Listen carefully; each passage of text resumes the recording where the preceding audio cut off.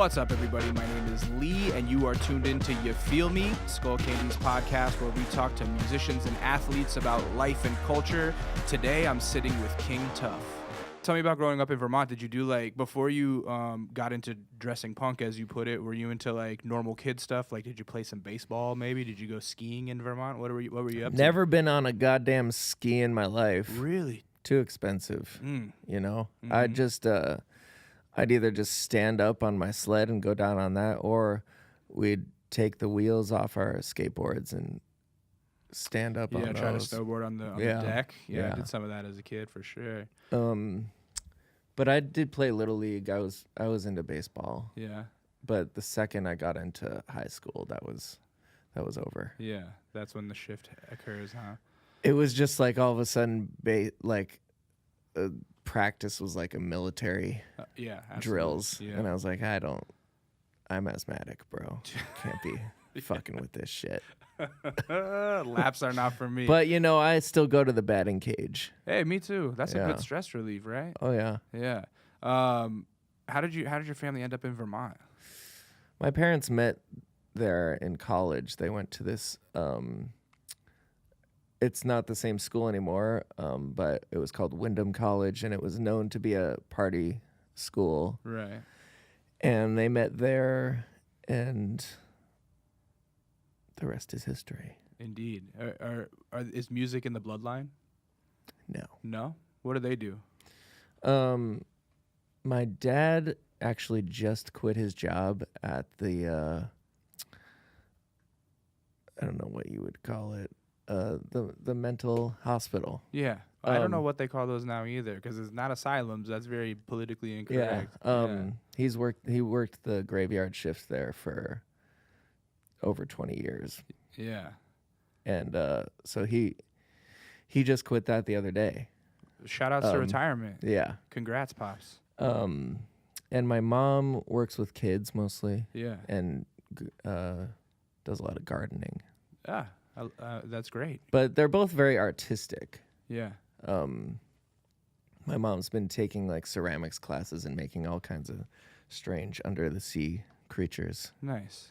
So now you got a house full of decorations of like mermen and shit like that? Oh yeah. Yeah, sick. What's your dad's creative medium?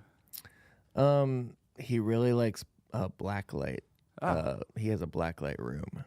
So he likes to collect things that'll work in there, or he'll paint on the walls. That seems so fitting and on the nose with your music style. I could just see your dad vibing out with like mushroom posters, listening to King Tuff. That's exactly what happens. Yeah. My parents very much, when people meet my parents, they're like, I understand you. Really? Even more now. Yeah. What were some of the gateways around that age when you start modifying your clothes and putting patches on your jacket? Who are the bands? In my mind, listening to your music, I'm like, oh, he listened to like Wire and the Buzzcocks and Television and definitely those bands came in my later teens. Yeah. I mean originally the first thing that blew my mind was Jimi Hendrix. Yeah. I had a Jimi Hendrix tape, and that was the first time I ever heard like stereo. The panning. The Jimi Hendrix experience. Yeah, and so that that kind of opened me up to guitars, I think. Yeah. And then Green Day. Oh yeah, Dookie. Yeah, that's a big one. I was in maybe 5th grade when that came out. Yeah. So I was just obsessed. That record was huge when it came out too. And that, in the video I saw him wearing like an Operation Ivy shirt. So I checked out that, and then it just led to all this. That leads to like Hepcat or something, or like all these all this other things, and it's just interesting though. Back then it was like there was no internet to find that. You had to have like one cool friend or something, or a network of cool friends. Or I honestly don't even know how I found out about shit. I would just go to the record store and kind of pick out things on like by their covers. Totally by the cover. Yeah. Were you one of the like go every Tuesday kids? I mean, there was no record store where I lived, really? So we would have to go like an hour away. No way. But my dad would bring us to like Newbury Comics, which is the chain in New England. Yeah. And yeah, I just pick out random shit. That's cool that your dad was like facilitating by driving you to places. Oh to yeah, pick my up records, I mean though. he's a huge music fan. He Yeah. listens to, you know, a lot of psychedelic rock, and he's got good taste. That's sick. So he was always, you know, down. That's sick. Yeah, my dad was the same way back before the internet. He would go to the library and check out CDs and then dub them onto tapes for me. Even shit that he didn't like, he would like dub me LL Cool J CDs and shit Yeah, like that. my dad. We still have a lot of VHS tapes at my parents' house of like 120 minutes and Hell yeah. Headbangers Ball that my dad would just tape Yo. videos, and Matt Pinfield is like my fucking idol. I love that dude. he's a legend. Dude, super legendary. So did you pick up a guitar around that time? Yeah, my dad bought a Strat when Mhm. I was in maybe 3rd grade or something, and I just slowly started, you know, picking it up, and I never like really learned other people's songs. I would just always make up my own songs. Oh, really? And yeah, in like 5th or 6th grade, I kind of put together a little band. And then from that point, you start getting all your friends into it. Like, okay, now I need a bassist. I need a drummer. And once I got into 7th grade, Mhm.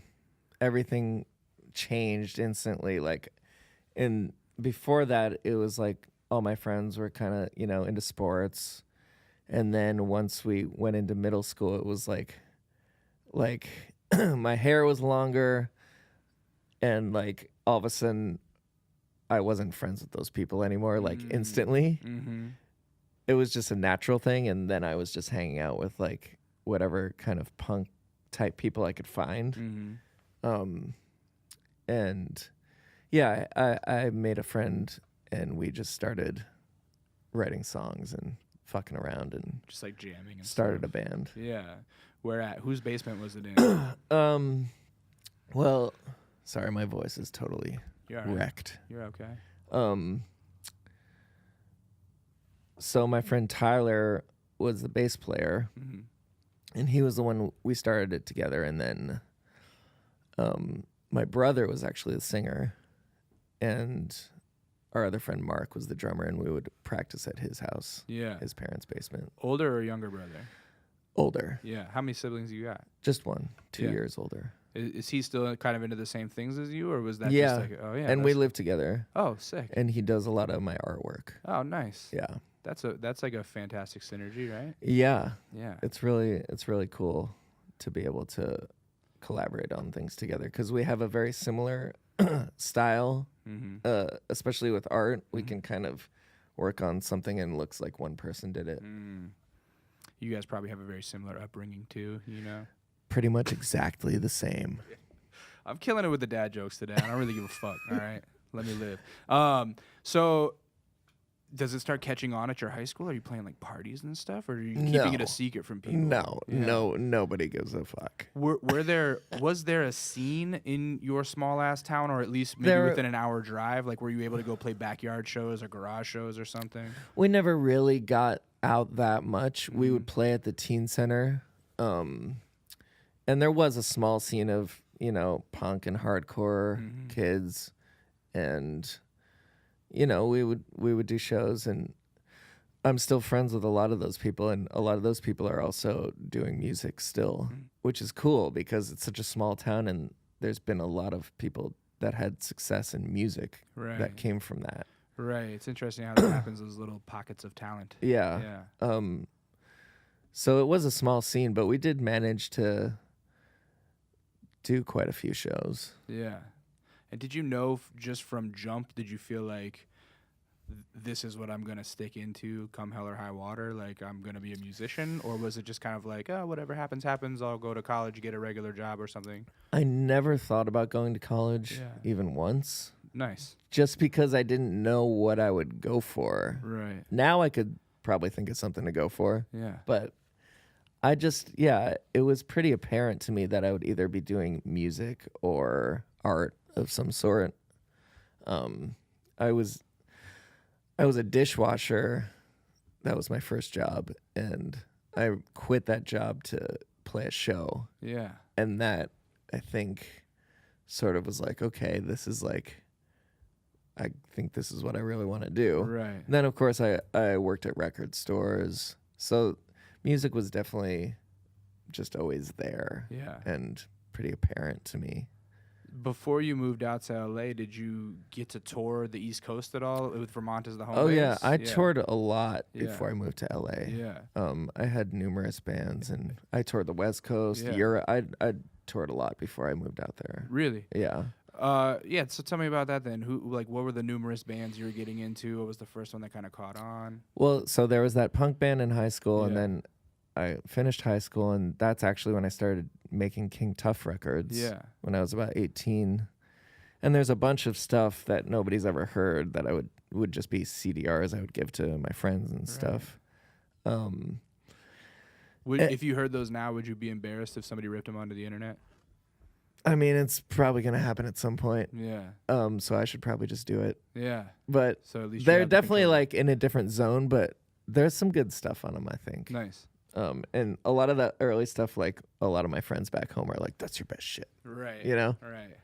But so I did that, and that's, I was really just learning how to write songs. And then I started a band called Feathers, which was like a psychedelic folk band with like 8 people. And that was really, we did some touring. Like we put out that was the first vinyl I put out. And that, that got some attention. And also around that same time, I started playing with J Mascis in Witch. Yeah. What's that like? How's that feel? Like, I mean, I would imagine Dinosaur Jr. is like legendary to you as they are to me. Yeah. It was definitely crazy. Yeah, it's got to be a surreal feeling to like play with an idol like that. I mean, especially when we first started, because I was probably 22, maybe. Yeah. And we, that happened because Dave Sweetapple, the bass player, was working with Jay, reissuing the early Dino records. And Jay was playing in a Led Zeppelin cover band at the time, playing drums. And he wanted to play drums in a band, but he didn't really want to do that, I guess. So Dave was just like, well, there's this kid in town that works at the record store that maybe he wants to do it, So he asked me, and I was like, okay. And I just remember the first time we ever played, it was just the 3 of us. Jay brought his drum set. He plays giant drums. Yeah. To my parents' house. My parents have like a bomb shelter in their basement. Yeah. Quote unquote. It's just kind of like a weird hole in the wall in a weird room. And That's where they used to smoke their weed so that you guys wouldn't find out, or what?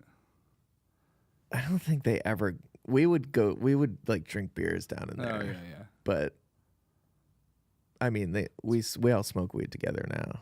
There you go. But but we just all loaded into there, and we were playing in there, and I was like, and I mean, Jay's playing drums, and I was playing lead guitar, and at the time I was not like super very good lead guitar player, and he's like such a fucking. I'm like, this is legendary guitarist. It was just insane. I didn't. It was like, how is this happening? Right. That is a trip. I feel like, well, I mean, I don't know if a lot of people know this or not, but he used to play a lot of the drums on their records. Yeah, as I well, mean, he's right? originally that's his first instrument. Yeah, and he's a crazy drummer. Yeah. What were I've not heard any of the Wish music. Full disclosure, like what was it like? I mean, that stuff is much more in the kind of stoner rock vein. Yeah. The heavy kind of Sabbath style. Yeah.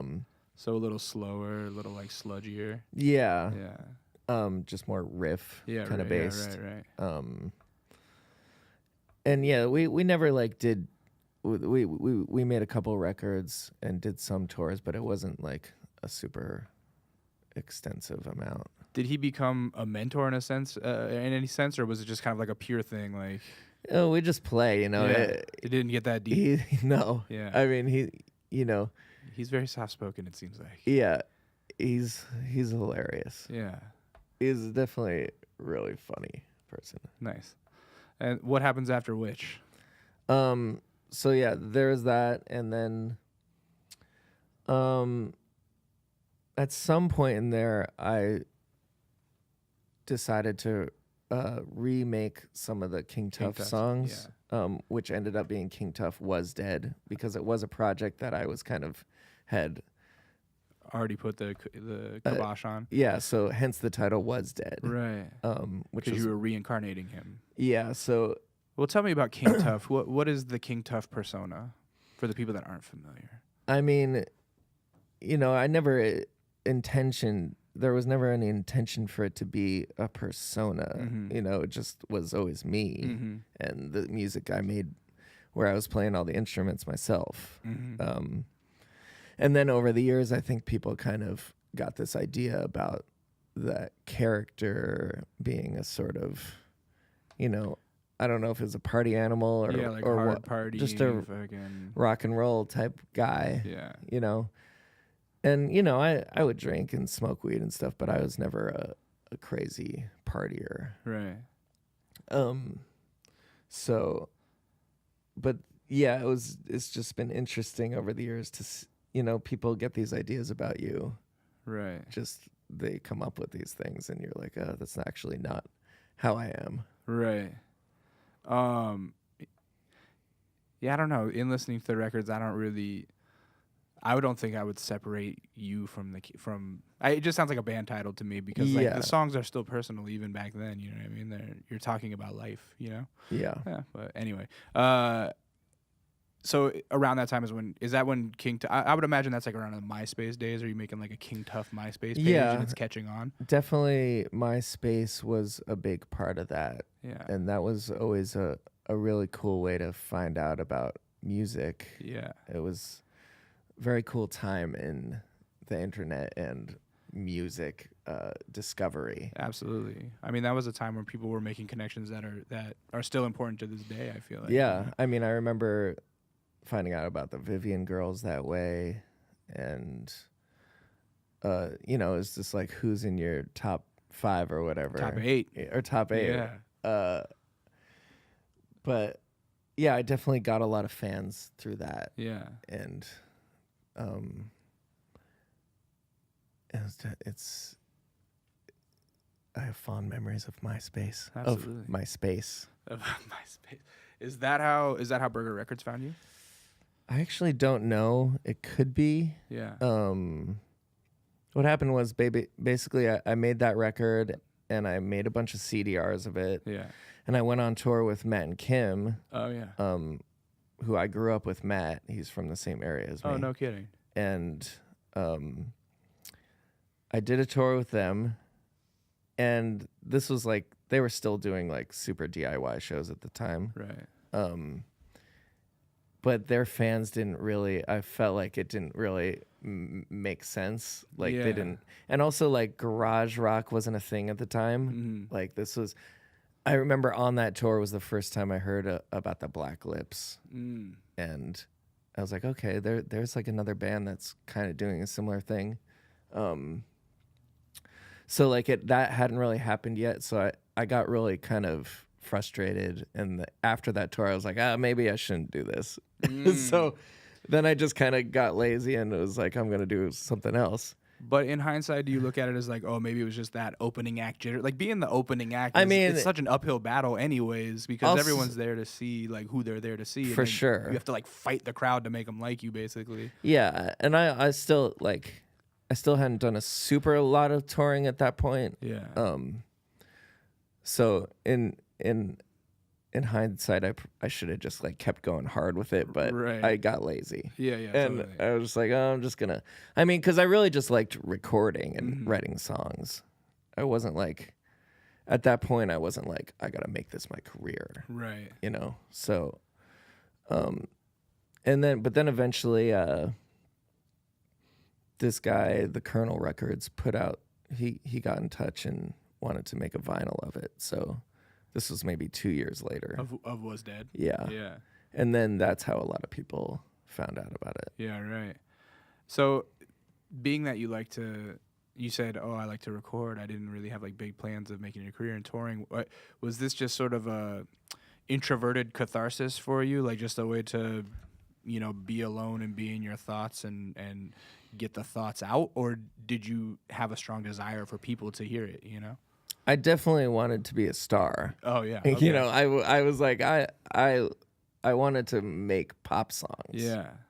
And be a musician, but I just didn't. I didn't know how to do it really, other than just make the songs and then maybe something would magically happen. Yeah, people don't tell you that like 80% of being a musician is playing the politics. You know what I mean? And like, it's doing all that about stuff. Or just meeting people and getting out there. You know, that's a lot of it. Yeah. And so it was hard to do that in that small town. I could record and write the music, but beyond that, it was hard to. Did you teach yourself how to record everything as well? Yeah, I just made it all up. You know, like 4 tracks or what? Yeah, mostly 4 tracks. Yeah. And then were you recording analog and then bringing it in digital? No, it was mostly all analog. Really? Yeah, and yeah, just whatever I could get my hands on, equipment wise. Right. Where would you find equipment at? Just like local stores, or whatever. Yeah. I found a Tascam 388, which is now kind of a classic machine for home recording. Right. Like Ty had one, John Dwyer, all those guys were using them in other parts of the country, and I didn't even know about that. It was interesting.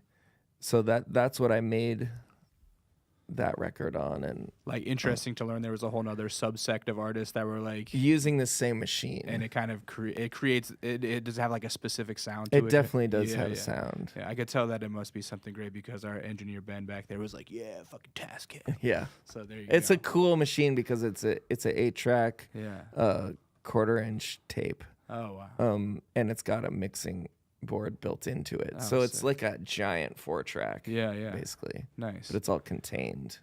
How much tinkering with something like that does it take before you get good at it? I mean, it kind of just instantly sounds cool. No shit. Because with digital, you really have to work to get cool sounds, but tape is such a forgiving medium that so even when you're not doing it any kind of technically right or a clean way, it still sounds interesting. Yeah, it has a unique quality. Yeah, right. So when does it get to the point where you feel like, okay, I've gone as far as I can in Brattleboro? Is that how you say it? Brattleboro. My bad. Brattleboro. Tongue twister. And are like, okay, I got to make the trek out west. Well, after all that, I had another band called Happy Birthday. Yeah. And that. At some point, I played a one-off show at South by Southwest as King Tuff. Yeah. And Sub Pop was there. Mm-hmm. And they had my record. I had fans at the label, and they were like, let's do something. And I was like, okay, well, I have this new band, Happy Birthday. And they were like, all right, let's do it. Yeah. And they put out their record without even hearing it. Really? I just sent them the record, and they were like, okay. Really? I was like, this is crazy. So I did that first, and then that band kind of just fizzled quickly. And I was like, okay.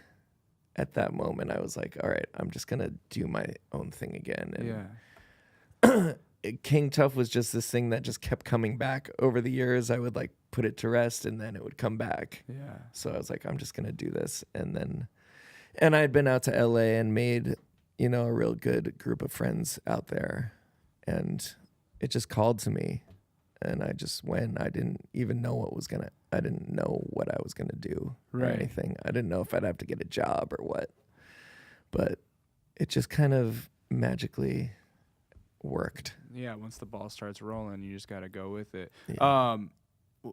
Tell me what it feels like when Sub Pop hits you up, because that's a pretty legendary record label, obviously. For those people that don't know, like they helped Nirvana blow up, Nirvana helped them blow up, so like you were probably very clearly aware of them. Yeah, and actually it was very weird because they were the only label that ever approached me. Really? And months before that happened, I had randomly been sitting in my studio, and I just said out loud, I'm gonna get signed to Sub Pop. I said it out loud just without it just came out of nowhere. It's just the secret. You manifested it. I think that's what happened. There you have it, folks. Proof that reality is a simulation and you can manifest your dreams. You can really do whatever you want. There you go. What made you say that out of the blue? I have Were you by yourself? I have no idea. I think there was other people in the room. Were you listening to like Sub Pop records at the time? No. You're just like, I guess I was just thinking about record labels, and I was like, oh, I should sign to Sub Pop. Yeah. They're gonna sign me. Right. So when they hit you up, like, I was like, yeah, of course. yeah. That's amazing that it was an easy process. I mean, as far as indie labels go, they're a pretty big indie, and I'm sure there's like a lot of cogs in the wheel to get something released there. Yeah, I mean, I was honored to be part of that. Yeah. That family, and now it really does feel like a family. Yeah, totally. And I also just really like their logo. Yeah, it's a sick logo. For me, it's like the logo's got to be good. Yeah. Because it's going to go on the record. Aesthetics, it's got to be part of the aesthetic. Have you found, since you keep coming back to King Tuff, and that's the project that you work on, essentially on your own, do you find that you're a little more nimble when you're by yourself and able to get more things done faster? Or is it more of a process where you run into road bumps because of that, like overthinking perhaps? It's both those things. Yeah. I love collaborating with people, and you get totally different results that way.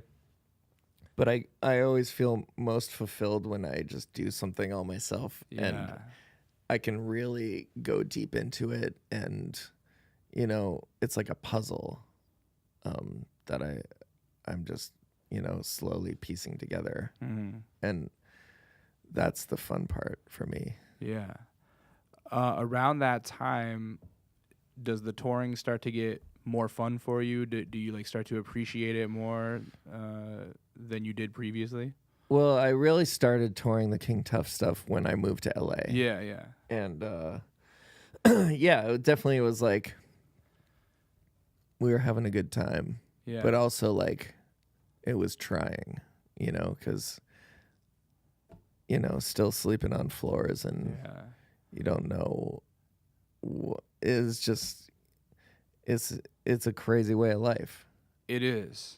It's not sustainable. Right. Did you set rules for yourself where like, okay, or like did it get to a point where you had to be like, okay, I can't fucking drink on this night, or like, you know what I mean? Like if you that hard partying, that drinking after every show, the celebrations, it's gnarly. Oh man, it's just like one ever going hangover. Yeah, and I luckily have never had a drinking problem, but I would drink every night and feel bad a lot. Yeah.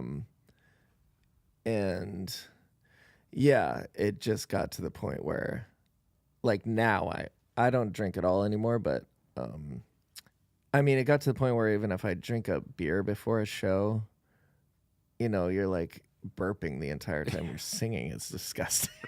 I don't know. It's just like it wasn't working for me. Yeah, totally. What was that move to LA like for you? You already had a friend group out there, kind of? Yeah. So a good support system already? Yeah, I can't imagine what it would have been like if I didn't know anyone. But yeah, and I had a really awesome crew of friends that I met, and they just accepted me. Yeah. And what neighborhood did you move to first? When I first moved to LA, I was subletting in a house in Laurel Canyon that Father John Misty also lived in. Wow. He wasn't there most of the time because he was still doing Fleet Foxes. Yeah. But that was kind of an interesting introduction to LA, like that beautiful Laurel Canyon house. I'd go down to the country store and Sebastian Bach would be there in his Kiss shorts. That's sick. Yeah. Yeah. The Brentwood Country Mart, is that what that is? The Laurel Canyon country store. Okay, yeah. And then I moved to Echo Park. Yeah. And was there for like a year or so. And was that kind of more your vibe? Did that seem like home more or less? I actually liked Laurel Canyon more because it was more like Vermont style a little bit. Yeah. Just in the nature totally of it. Surrounded by trees and everything. But yeah, I've lived a couple different neighborhoods in LA, and I like them all. Yeah, LA's a fantastic place. You probably, I bet we moved there around the same time because I moved there before smartphones were really a thing.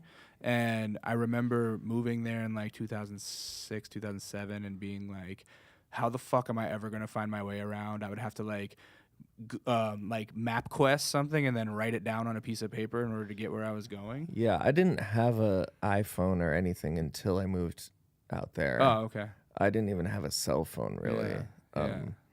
And because you don't need it in Vermont, you know? I didn't even have a car. Really? How do you get around in Vermont without a car? You freaking walk. You use your freaking legs. No shit. I would think that that's like a sprawling, like backwoods area. I mean, it is. Yeah. But I was kind of a townie, Okay. so I just stick to the town zone. Totally. Yeah. What kind of jobs did you have to survive in LA? Or was it all just never music? had to get a job. I just started doing music. music. You did it. You killed it. I somehow did it. Yeah. And I'm very grateful. Yeah. So as time goes on and the music becomes the career, how do you keep it exciting for yourself? Well, for me, it's about just exploring new sounds, and that's kind of what I've done on the new record. It's Absolutely. definitely new zones for me, and I think every record has had an evolution of sound, and it sounds like each one has kind of explored different influences that you might have come across in your life. Yeah. Yeah, for sure. They've all shifted a bit, but this new one, The Others, is like a definite outward leap from stylistically from what you've done previously, for sure. Yeah. And yeah, just so for me, that's what it's all about, is just exploring and seeing what, like, letting the art kind of make itself. Right. And I'm often shocked by what comes out. It's not something I expected a lot of the time. So for me, that's what I plan to keep on doing. Right. It's just exploring further. So I noticed that the records have a particular amount of space between release, like 2 to 4 years most of the time, right? So I'm wondering, are you somebody that kind of slowly records over those 2 to 4 years, or do you kind of like take a little vacay, do your touring, whatever, and then just do your writing in that time and record it all in like 2 weeks? It's been different every time. Yeah. But now, the two before this record were kind of, just done kind of on the fly. Yeah. But now that I have my own studio, I think it'll be more frequent, because I just have an actual space to work now. Because I didn't have that since I moved to LA. No shit. So now You that just I have to have, like fight for studio time and stuff, or like how do you? it was just always different ways of doing it. But now that I have my shit set up, it's easy. Go do it in your underwear. Take care of business. Easy. Who needs underwear even? There you go. Yeah, exactly. So The Others, it's a big record. I feel like it spans a lot more sonic exploration, like you said, than a lot of your previous stuff. And so I'm wondering, did you go into it with that focus, knowing like, okay, I want to try to like do something bigger, or was it a couple songs in when you're like, oh, this is turning into something different, Well, there's kind of like two sides to the writing on the record. A lot of the songs I wrote from just an acoustic guitar kind of place, where I was writing songs that could just be performed solo with acoustic guitar. Songs like The Other and Through the Cracks, and those kind of more story type songs. Right. And that was kind of the first half of the record that I made first. And I was like, all right, that was my original vision. And then I was like, I need to make this a little more fun. I needed some more kind of up-tempo songs. And right, that's there's a lot of like dancey kind of funk music on it almost. Which I'd been listening to a lot of stuff like that. Parliament and shit, or what? Yeah. And just soul music. Right. So then I started fucking around with that shit. And then this whole other side of the record came out. Yeah. With like the synths and stuff. Right. How's the reaction been from fans? People seem pretty open to it. Yeah. And I think like the people that really are into my music and understand me as a person, they're just kind of, if they like it, they're kind of along for the ride. Totally. Which they're is just down cool. for the journey. The people that are upset about it are like, why doesn't it sound like the old stuff? Right.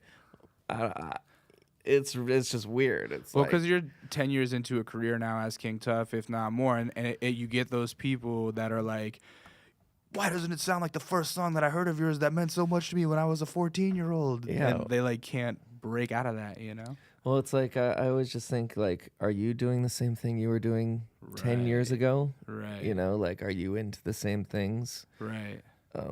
Because for me, I'm just always trying to find new shit to get into. Right. You know, I that's the fun of music. That's the fun of anything. Totally.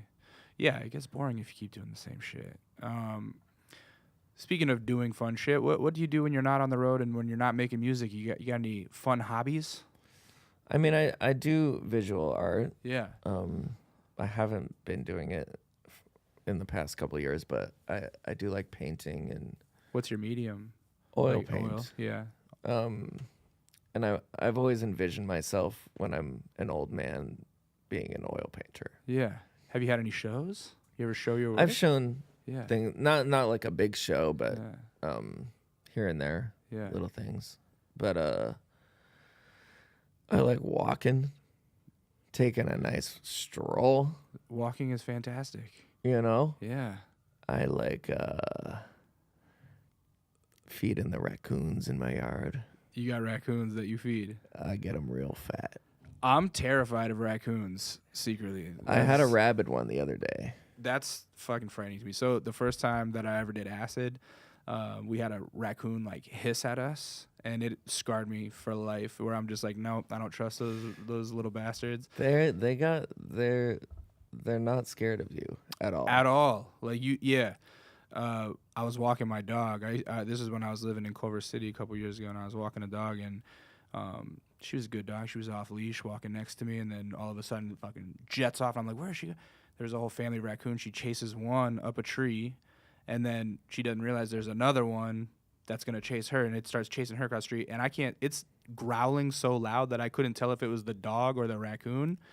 And my dog keeps booking past me, and thankfully the raccoon sees me and stops. But I was like more scared of it than it was of me for sure. They make insane noises. They're too. scary animals. How have you become friends with them? They don't try to bite you? We're not friends. Okay, there's like. But I have like a compost bin, and it basically ends up just being their refrigerator. Yeah. Moving to the east side in LA and just kind of living a slower, like more house-based lifestyle rather than apartment living has made me appreciate the finer things of like being outdoors and going on a walk, or like planting in a garden and growing, house plants and stuff. As I get older, I wouldn't have thought that I'd be into that shit. Do you find yourself getting into more relaxing things? Oh yeah. As you grow up, yeah. Taking care of plants is definitely crucial. So good. They make your life better. Mm-hmm.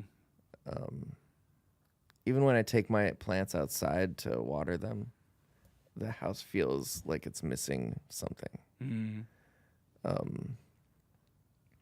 Yeah, just cooking for yourself. Yeah. What do you like to cook? Mostly, coffee. That's a hard thing to cook. Yeah. Yeah. We have a bunch of different coffee making devices in my house. We have a French press and a drip and I'm a big fan cold of brew maker. I'm a big fan of the AeroPress. Yeah, that's a nice one. I always just end up going to my $20 coffee mate every morning. That's the one that I just use for some reason. I bring the AeroPress on tour with me, and Really? it saves my life daily. Really? Yeah. So you buy your own coffee on tour? That's I crucial. buy a bag and Yeah. get it ground, and then I can you just get hot water from the gas station, and then you can have good coffee. Fucking tour tricks from King Tuff, man. It's crucial. Fantastic. I've like left it at home before and then instantly had to buy one Really? because I couldn't live without it. Now you know that's his secret weapon. That's in the arsenal. So, on tour right now. You've already been on tour for 5 weeks, right? How much longer do you have? 3 more shows. 3. Oh, so you're getting towards the end. We're at the end. Yeah. So does that feel good? It feels great. It's like San Francisco, then what? Santa LA. Barbara, LA. Oh, okay. LA. And then we got to come back up to Sonoma, Oh wow. which is kind of a crazy, but it's a fest called Wichita, which is a bunch of our friends playing, and it's Nice. gonna be a blast. That'll be a beautiful area to end Yeah. the tour at. Yeah. Yeah. And then what? Just take a couple weeks off, regain your bearings. Yeah, I go to Europe in August, but Yeah. until then I'll just be chilling mostly. Yeah, just chilling. Well, yeah, the new record, Is it the others or the other? Just the other. My bad. I've been saying the others the whole time. I know. What a piece of shit. I know. It's okay. I'm going to get fired for that. But yeah, the new record, The Other, it's out on all the streaming platforms. It's a fantastic record. Very big, very personal. It's big and small at the same time, if that makes sense. It comes from in here, but it's all out there. Yes. Go check it out. I would highly recommend it. Where can the people find you online? Online, my Instagrams. Is that what we're talking about? Sure. Instagrams The and instantaneous the tweeters. grams. Yes. It's King Tuffy with a Y. Tuffy. Yes. And that's what you are on Twitter as well? Yes. You're out here. I'm freaking, Yeah, everywhere. you know? Yeah, man. Hey, thank you for doing this. It was a pleasure. Thank Look you. forward to the show tonight. Thank you. We'll do it again sometime. I hope so. Yeah. When I can talk more. There you go. I'm like, maybe I'll just see you around the neighborhood. I feel like you know? Darth Vader. Yeah. You sound cooler than him, though. Thank you. All right. Have a good one. Thanks for tuning in to You Feel Me. If you want more from King Tuff, go to skullcandy.com/music to watch his full live stream performance at the Independent in San Francisco. Want a pair of headphones like the ones we used for today's episode? As a special thanks to our listeners, we're giving you 30% off your next Skullcandy order with the promo code MUSIC You Can Feel 4. That's MUSICYOUCANFEEL and the number 4. Subscribe now and make sure to catch our next episode.